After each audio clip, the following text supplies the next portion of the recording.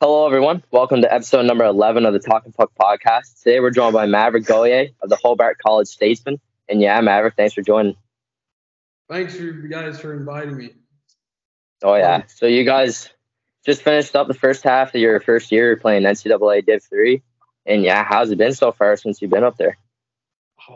I think we have a great team. I mean, we're 11-0 so far in first semester, so the boys are just buzzing on the ice, and it's been incredible so far. Oh, yeah. So, you were a Div 3 commit to Maine. Was it Maine North or South? I was supposed to go to Southern Maine. South Maine, and then you went to Hobart. So what happened there? So basically, it was the end of the year for my junior years. It was the end, and Maine approached me not out of nowhere. Like, I had the coach come up to some of my games, and we talked a lot. And my parents were very pushing me to go play D3 right away because they didn't wanted me to waste another year of junior. Even though I don't think it would have been a waste, but and my parents, they kind of have the main decision to do in this one. So I was like, all right, we're gonna go D3 hockey, I guess. And I was talking with Southern Maine, and 2 weeks before I was supposed to actually be there, I received a call from Hobart College head coach, and he was like, "Hey, we saw you play in the finals and all those stuff. We just wanted you to have come and look over." And after when I got there, they told me they had a pretty good goalie coming in, and it would be a good competition for a starter spot. And on the other side, Southern Maine, I would have to battle for my spot, but it was, I think I could have been started there for sure. So at that point, also Hobart had a better reputation as a university out there. So the choice was pretty simple for me. Yeah, and Hobart, they got the nice jerseys and everything. It looks a lot better, I'd say. I like the orange. Yeah. So we'll go back in time 2 years ago when you came up play with Summerside. Then I think it was around halfway through you went to go play for the Kensington Vipers junior B, IJ. So just talk about that season and just playing with them and through COVID and all that. Oh, to be honest, junior B was a blast, to be honest. And with the Vipers, I received a lot of challenge for me, even though sometimes it wasn't the best quality shot you can have, but it's still a shot. So it was for sure very, very interesting to play junior B for the first time in my life. So, and the team was just amazing to me. And even though I was coming up from junior A, so I had expectation coming with me, and it was a very to be honest, I feel like it really prepared me for my second junior season with the True Bearcats. Oh yeah. So last year you were using Hyperlights, was it, with Turo? Sorry? You were using Hyperlights last year with Turo, correct? Yeah, I was. Yeah. So are you still rocking with Hyperlights this year, or have you switched it up? Well, to be honest, it says Hyperlight on my gear. A lot of people know that, but I've been testing for Bauer for quite some years now. So the gear I have on is probably not the gear it says I had on. So I don't actually know what gear I wear last year. I know this year I'm actually wearing some Hyperlight for real because I needed some custom made for the team.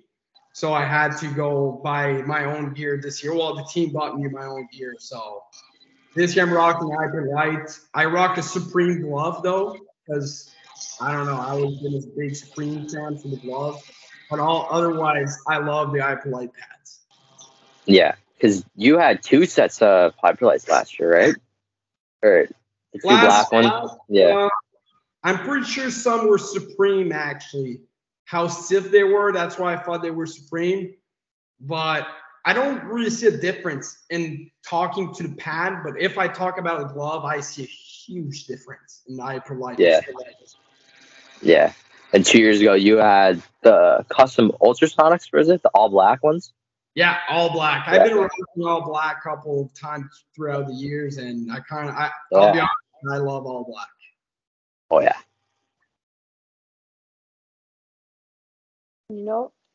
Yeah, and you got your helmet. You got the white helmet, but you got the orange cage on it right now, right? Right now, I'm rocking the orange cage, and actually, I just received some picture of my custom-made bucket, how it's gonna look like, for my upcoming season. So I had a little touch-up on it. I don't know if you guys are gonna see it well enough, but Oh yeah, Oh. yeah. So it's gonna look pretty that's good. it. The new cage, so I cannot wait to rock it on with the boys. So. Oh yeah, and it's clean. That's the thing I love about your guys is like it's clean. Yeah. Yeah, it is pretty Yeah. cool. Oh yeah, the orange creamsicle is what I get vibes of. Yeah.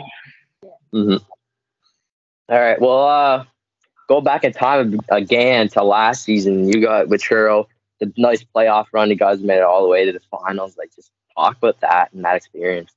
That was the best playoff I ever had in my entire life, to be honest. And I think the only reason why we made it this far is our team was pretty decent, but not like we play against some team that they had way more skill than us.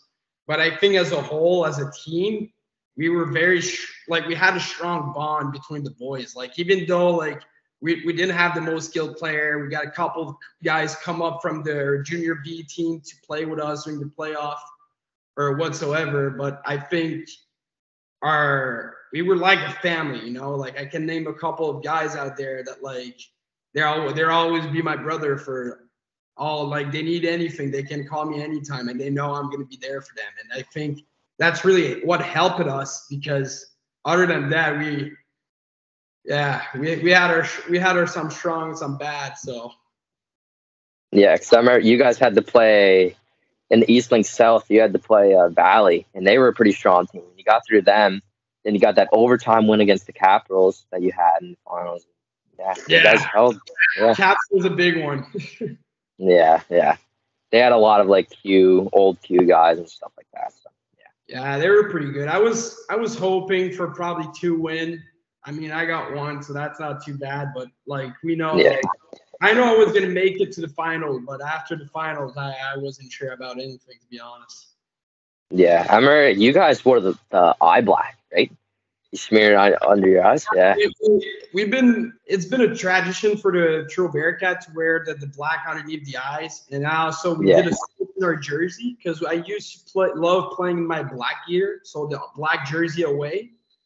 And first round of playoff, we lost at Summerside with our black jersey, so our equipment said, "Hey, let's switch it up. Let's try red." Didn't like it at all, but got us a dub, so I guess it worked out. Yeah, I had the same feeling. I wasn't the biggest fan of them, but like, yeah, you guys got the win with them, so yeah. Yeah, I like the black more. Also, with The black ones are cool. Yeah. Their white jersey's pretty retro, so I kind of love it in that way. Yeah. So, do you have any like specific like pregame meals or like pregame rituals that you do before games? I do actually. Yeah, well, so my pregame snack, my pregame meal, I actually don't have one. I somewhat eat pretty much anything, but as a snack in between periods, my secret is watermelon. I always have watermelon with me. That's the first we've heard. They're good, quick sugar. They're literally water when you get them. So you don't if you have to feel sick or something, it's only gonna be water. It's not heavy on the stomach. And when you burp, it smells good too, to be honest. Oh yeah. That's the first. We've never heard anyone say that like a pregame, like in between period snack. That's awesome. Yeah. That's great. Pre-game snack, and after as a warm up, I like to joke around and mess with the boys, to be honest. I just when I go out there on the ice, I'm just having fun. Even though I kind of have to stay focused, but I'm just playing my game and having fun doing it. If I wouldn't have fun, I wouldn't be playing it right now.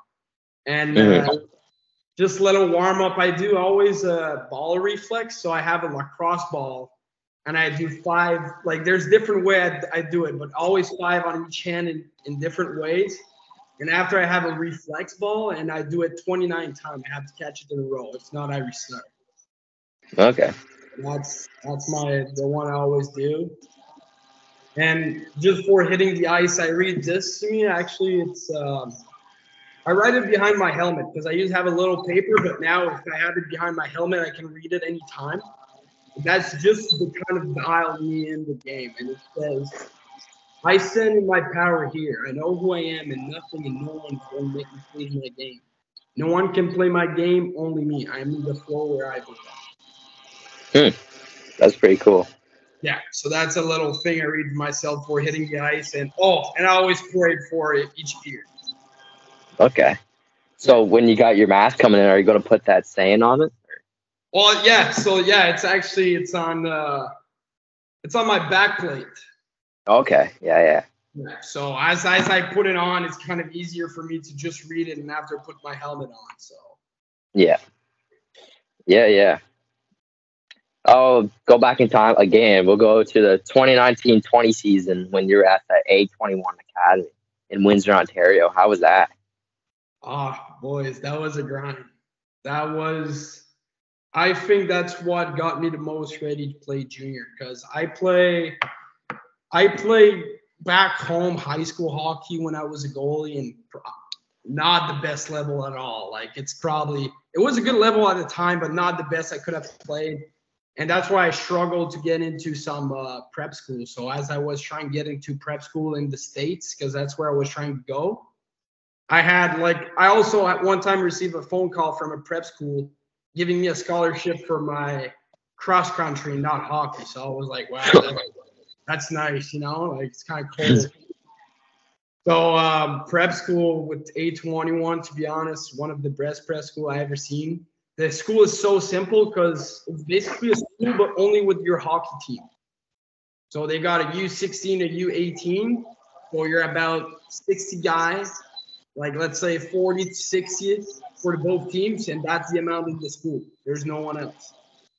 Mm-hmm. Just above, so we play at the Spitfire rink in the OHL. And we go to the second floor. That's where our school is. So we would wake up in the morning practice, 2 class of 2 hours, and after a 1 hour and a half workout after school. And that was grind. That was a big grind, to be honest. That's what got me into it. I actually gained 20 pounds that year. Oh, wow. Never used to really work out, like high school was a joke. Like we were just practicing, no workout, but we were kids too. So we didn't have a reason to work out. But now prep school coming in, it kind of got me ready for junior. So that was a great experience. Yeah.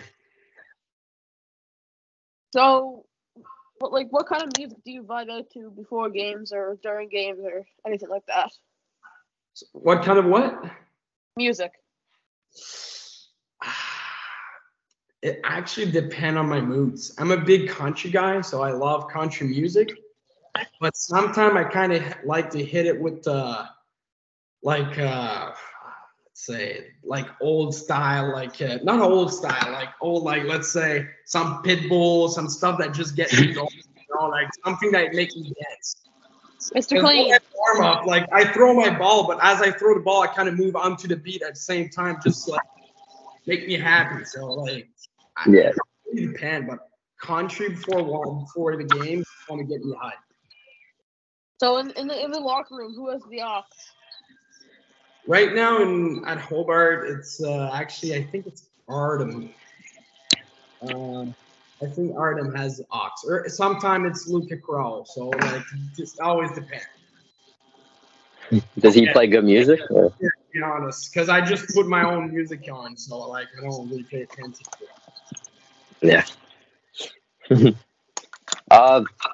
Last year with Churro, obviously the run, we were talking about that, but the whole season as a whole, what was your greatest memory from them? Off ice, on ice, doesn't matter. Greatest memories would be, I have a lot. With Churro was a blast. I'm not joking. It was greatest time in my junior life, and it was amazing. And I would say I have 2 actually. I would say my first one was beating Summerside because that's as soon as I got traded, I was kind of mad because I was like, wow, we don't have a season, a game against them anymore. So that kind of got a battle, but So that's why the playoff was kind of like really mine and make it to the final. So as soon as I beat them, I was pretty proud about this one. So that was one of my greatest memories. And off the ice would be at the end of the season, as I mentioned, guys, like the boys had like a very strong bond. We were like, let's say around like 10 players that we were like very, very close. And at the end of the year, we all got a tattoo. And we all got the same one in the same spot. So we got